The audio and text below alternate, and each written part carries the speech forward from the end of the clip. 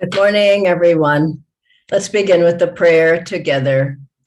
Heavenly Father, Divine Mother, friend, beloved God, great masters, Jesus Christ, Babaji Krishna, Lahiri Mahashai, Swami Sri Yukteswarji, beloved Master Paramahansa Yogananda Ji, saints of all religions, we bow at thy feet. Help us to open the spiritual eye that we might see thy light and merge with thee. Bless us at this Christmas season to perceive the Christ consciousness within our own selves. Om Shanti Shanti. We'll hear a song of Swamiji's now, and then a brief excerpt from a talk by Swamiji about the spiritual eye. Welcome again.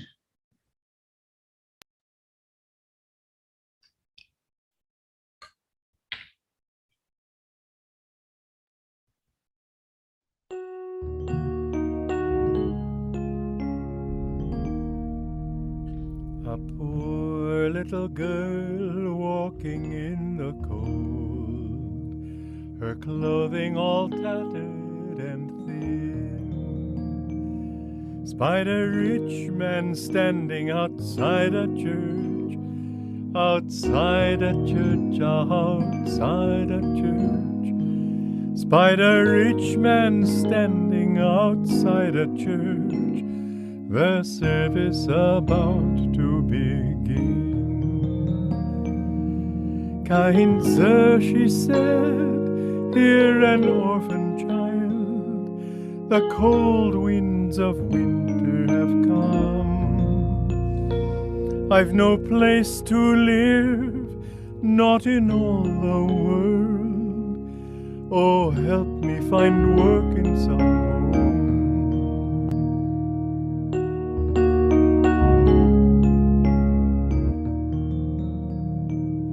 The rich man frowned, don't you hear that hymn?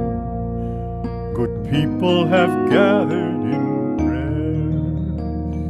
It's a day for worship, impious girl, impious girl, oh impious girl. It's a day for worship, impious girl. Don't speak here of earthly affairs. He walked off and entered the holy church.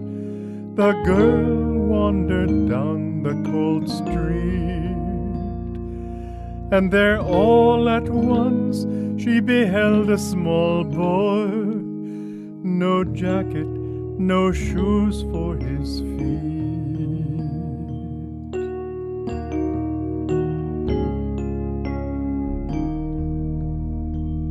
His clothing was shabby, as worn as her own. He shivered against a closed door. Ah, alas, he cried, none will take me in. Take me in, none will take me in. Ah, alas, he cried, none will take me in. Though I'm starving and cold, for I'm poor. Seeing him, she cried, how I feel for you. It's bitter with no friends to live. Here, please take my shawl, it's all I can spare, though it's shameful so little to give.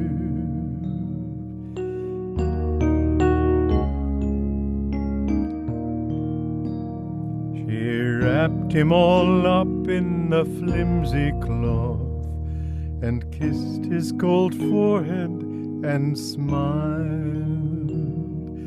Suddenly a warmth like a summer breeze, like a summer breeze. Suddenly a warmth like a summer breeze encircled this poor girl and child. and a tender voice said, "My daughter, I'm near. No more shall you weep without friends. For in yonder church there's no love like yours. Those with pure hearts, their needs I attend."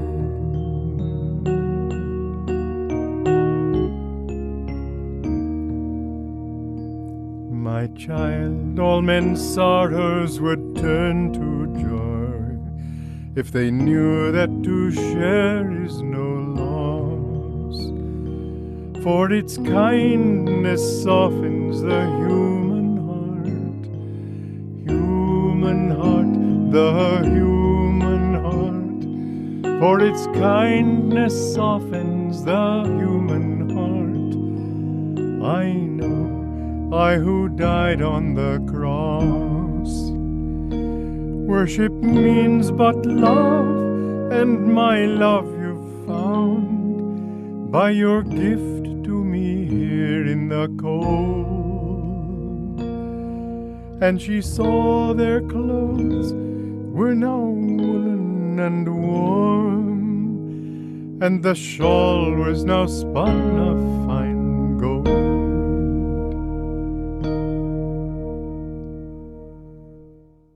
Afterward he brought me to the gate, even the gate that looketh toward the east. And behold, the glory of the God of Israel came by way of the east, and his voice was like a noise of many waters, and the earth shined with his glory. East, in metaphysical terminology, means, again, as I said, the point between the eyebrows. Another reason for it being the east is that just as the sun rises in the east, so the sun of divine, the spiritual eye, the sun of divine awakening comes when the mind is focused here. And suddenly you see that light there, and then that light fills your whole body. Jesus said, "If thine eye be single, thy whole body shall be filled with light." And this is the single eye that he's talking about. And that light fills your whole body, or as it says in the Bible, the earth shined with his glory, which is to say that the whole earth is blazing with that divine light. Good morning again, friends. So such a beautiful song by Swamiji on love for God, love for each other, sharing, giving. At this time of Christmas, I thought it would be very appropriate to play that for you. Probably many of you haven't heard that before. And that was Swamiji singing. Today's topic is on following the inner star to the Christ consciousness, the star of light, of God, of the divine, that's within each one of us. This, we may say, is the most important part of our whole anatomy. This is the point between the eyebrows, the seat of enlightenment, the seat of divine awakening, the seat of super consciousness, the doorway to infinity. And as we meditate more and more at that point, then our own consciousness begins to change. Master would say to the disciples to keep their awareness there all during the day, not to say that your eyes are turned up, but that you're uplifted at that point between the eyebrows. This is something that's a natural reality. It's not just for yogis or people who meditate. There have been many stories in different books on life after death, when someone has passed away and come back and said that they found themselves in a tunnel. Many had the same story or similar stories. At the end of the tunnel, they saw a great light.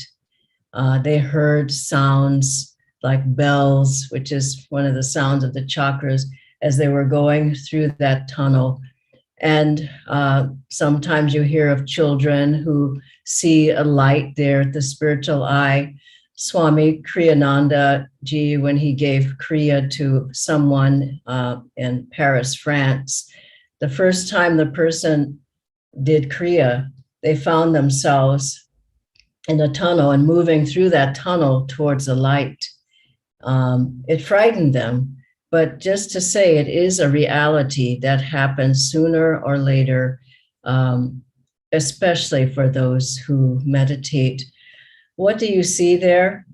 There's a golden ring of light that becomes a tunnel, and you begin to feel pulled, drawn into that tunnel. Some people will only see that golden light. In the middle of the gold is a blue field, ocean blue field of light, vibrant, beautiful light. Many people will see the blue light. Whatever you see, concentrate on that. In the middle of that blue light is a 5-pointed silvery white star, the golden light representing the causal realms, the blue representing the astral realms, and the star, the silvery white, the entry to the kingdom of God. Now, Master, here's a picture of it so you can see. Master, when he met Dr. Lewis was quite skeptical. He came to Yoganandaji and he said, I have read here in the Bible where it says, if thine eye be single, thy whole body shall be filled with light. And he didn't know Yoganandaji. It was his very first meeting with him. And he asked him, do you know what this means? I've asked many teachers, many ministers, preachers, and I've never gotten a satisfactory answer. And Master said, yes, I know what that means. And he said, have you seen that light? And Master said, I think so. And he said, can you show it to me? And Master said to Doctor, I think so. And he sat him down in front of him, cross-legged, and Master talked to Dr. Lewis first for some time. And one thing he asked him was, will you love me always as I will love you?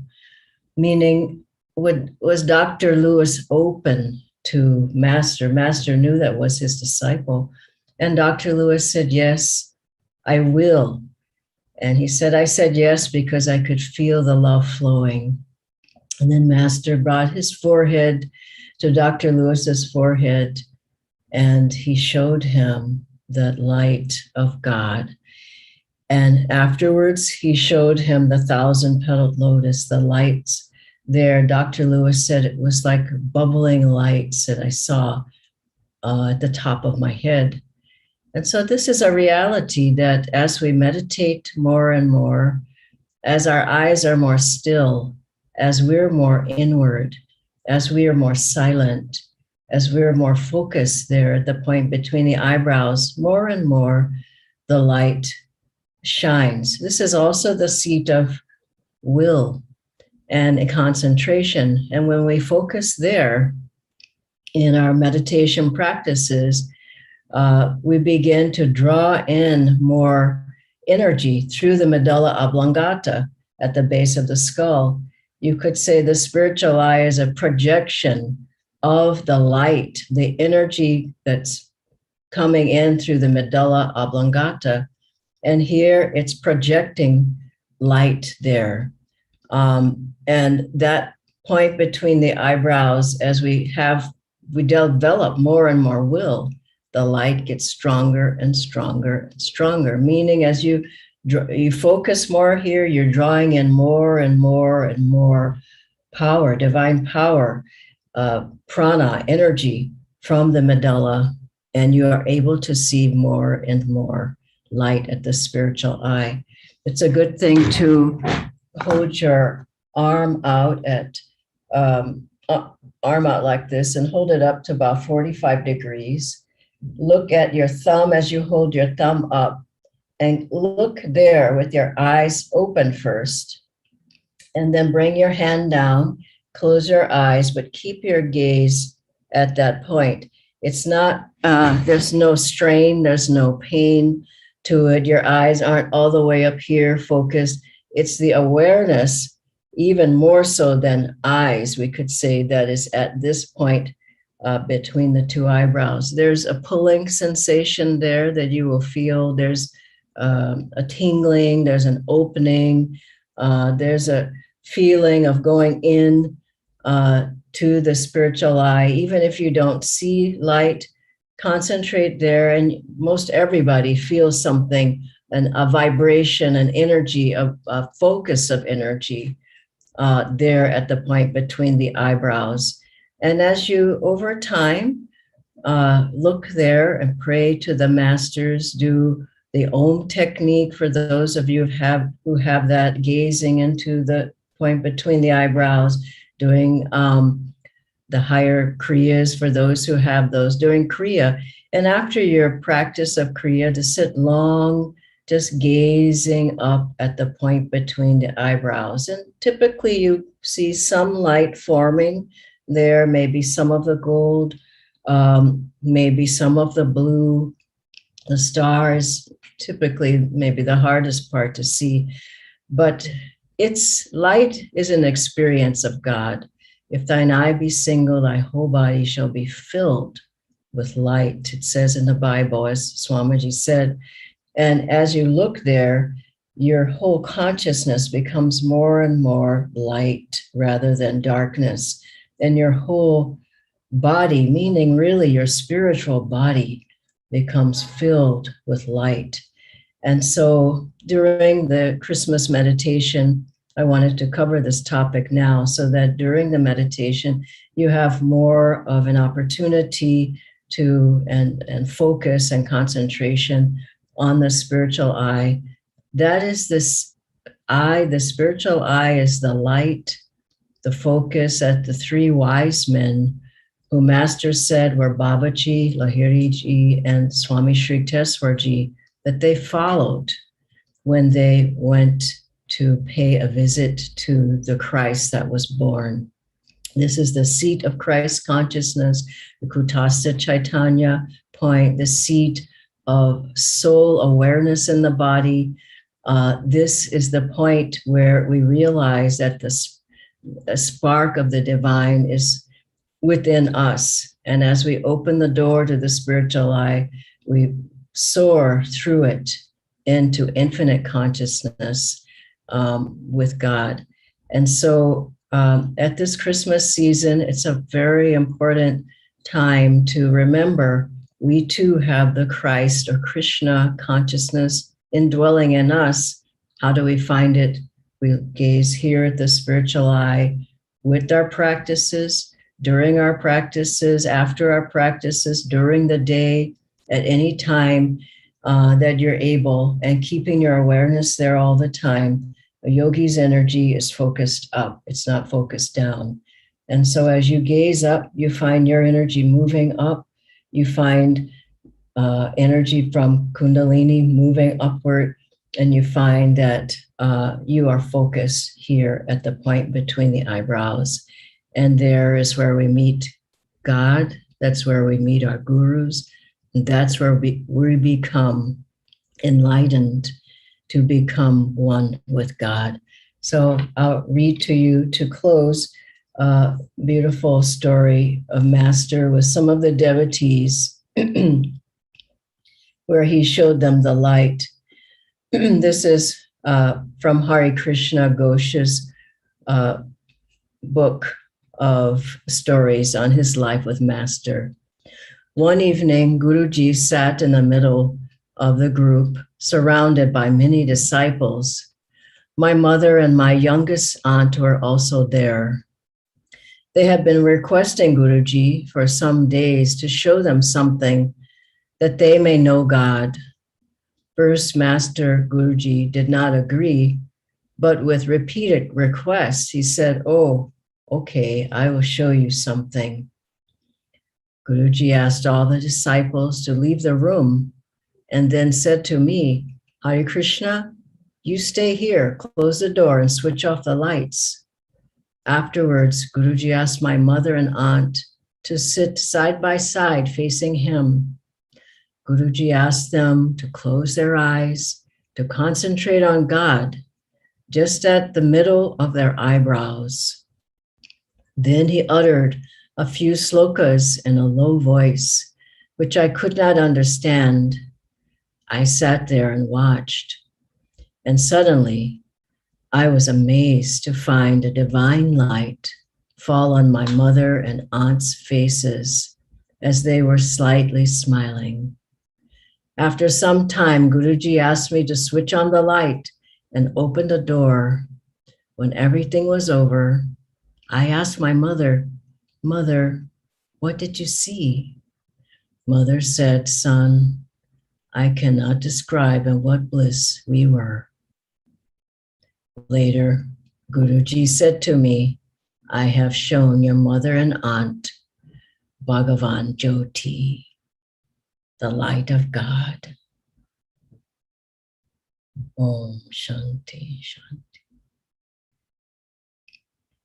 We have a few questions. I'll request Nitindra to join me on screen. Thank you, Dhyanaji. Let me share the questions. The first one is, Dhyanaji, once while doing Kriya, I was focused at the spiritual eye, and that's when I saw a tunnel with a light at the end of it. It was new to me, and I didn't know if I should go into it.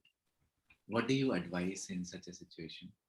This is a reality, and it will happen at some point if you meditate deeply.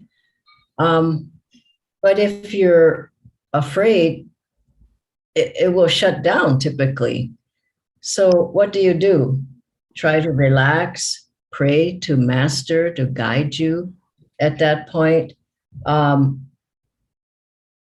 Typically, you won't go through the tunnel. You may go in a little bit and come back out. You may go a little bit further, come back out, even in one meditation, a little bit further and then come back out, a little bit further, come back out. So rarely is it a startling experience where you're out of your body, but you're little by little, you're going through the golden tunnel and a little bit into the blue light, maybe. Just try to enjoy. I think the fear comes from the ego attached to the body. But as you meditate more, it's not there.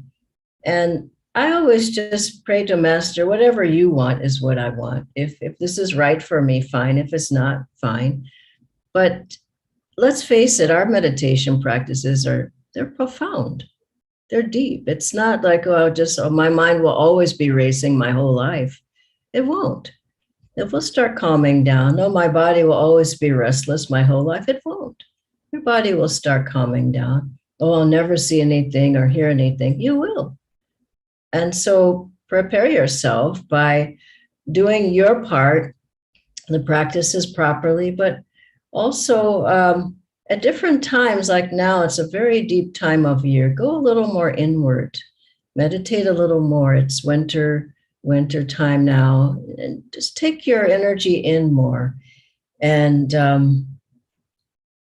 why not ask what Dr. Lewis asked of Master? I would turn it on the other side and just ask Master, if it's right for me, if you feel I'm ready, help me to see the spiritual eye.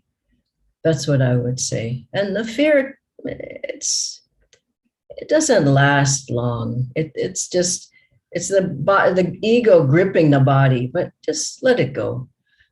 Enjoy your meditation. Also, tensing and relaxing at the chakras is a wonderful way to open up more and relax more and allow the energy to flow more freely. But there are times when you see clearly. Other times you see kind of vague colors, but you see colors. Sometimes it's brilliant, and you just love seeing that. Now, that's not enough to just love seeing. You need to start going into what you see and immersing yourself in the spiritual eye. Thank you, Dhyanaji. Related to what you mentioned on what you see, what does it mean if I see the light, but it is distorted and it is dim and not sharp, and at times moves away rather than forward? Sure. It means your concentration isn't focused enough. this takes time typically. It's not something I took Kriya last week. Now I'm going to go into the spiritual life. Also, it's from past lives. Swamiji said if someone goes into Kichari Mudra right away, or they see the spiritual eye right away and they continue to see it, some people may see it and then nothing happens afterwards. He said that's come from past lives. But there was a woman who went to when Dr. Lewis had his study group, meditation group at his home on the East Coast of America. She came to one group. She could see the spiritual eye. She was brand new. She could see through the walls. She could, she had very deep experiences. She only came once. She never came back. So if you have Divine Mother gives you a gift, utilize the gift, use the gift, be grateful for the gift. And whatever happens, what it is a lack of concentration, focus, and inward focus. Our energy is too scattered out. Master said the reason people don't see light is because their energy is so outward, seeing outwardly. Try to see inwardly, meaning take the time to quiet your mind, quiet your energy. Sometimes at night, this is a wonderful thing to do, or early in the morning, just put your hands on your eyes while you're lying in bed. And it's already should be dark, but anyway, if you need to put your hands there, do, and just look there at this point between the eyebrows. That's a time when you're more relaxed, you're about to go to sleep. And in the morning, before you get up and you're relaxed, and before you get up, just look there. Middle of the night, if you wake up, just gaze there. It's easier typically to see when you're open, receptive, and relaxed.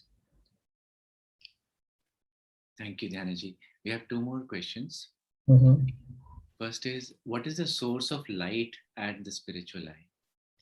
Yeah, as I said earlier, it's the light, the energy coming in through the medulla that's projected here where you see the light of the spiritual eye. And that's all I know about it, is that it's the light from the medulla. But also, Master described it as the light of the astral realms, then the causal realms, and then infinity in the middle. But I think once you go deeper into it, you understand more. You feel the source more yourself. Finally, Dhyanaji, you did touch upon the fear aspect of it. The question is related to that. Mm-hmm. I'm afraid of going deeper into the spiritual eye. I do feel a pull there, but I'm afraid to go with that pull. I'm afraid that I'll be in over my head. Mm. So what would you suggest?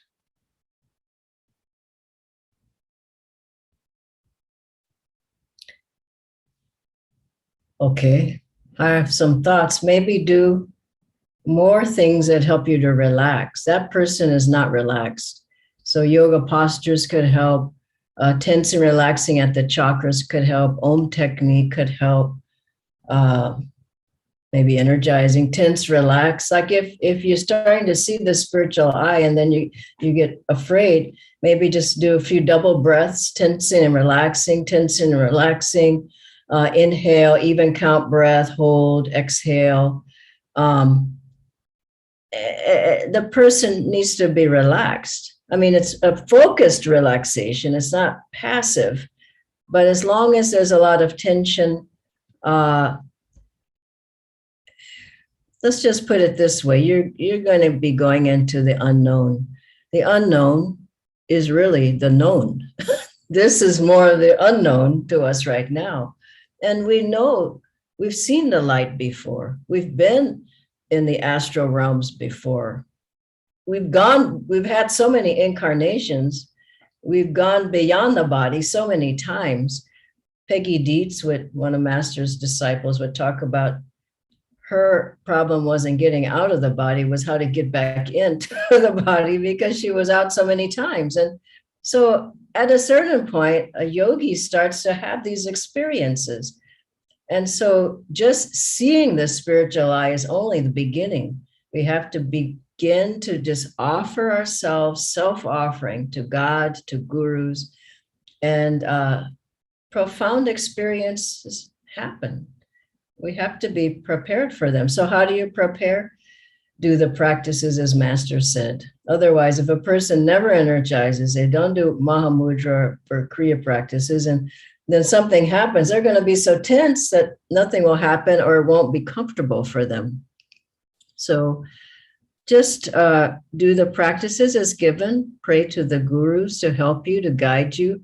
When I come across experiences that I feel like I'm in over my head, I just pray, Om Guru, Master guide me, Master guide me. And I feel his presence there. Sometimes I go deeper into it, sometimes it doesn't happen.